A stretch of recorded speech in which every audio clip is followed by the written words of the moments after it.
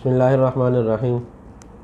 حکیم الامت حضرت مولانا اشرف علی تھانوی رحمہ اللہ نے ایک واقعہ تحریر کیا ہے۔ وہ فرماتے ہیں کہ ایک صاحب حال بزرگ تھے جو ہر وقت ذکر اللہ میں مستغرق رہتے تھے، اور کہیں حال میں آ کر ان سے یہ بات سرزد ہو گئی، وہ یہ کہہ بیٹھے کہ مجھے اس کام کے علاوہ کسی کام میں لذت ہی نہیں، چاہے تو اللہ تعالیٰ مجھے آزما کر کے دیکھ لیں۔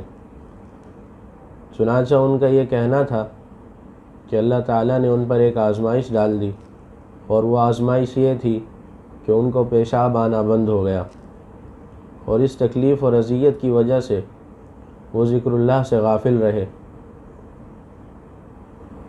کچھ عرصے کے بعد جب انہیں تنبؤ ہوا تو انہیں معلوم چلا کہ وہ جو دعویٰ کر بیٹھے تھے وہ انتہائی غلط تھا۔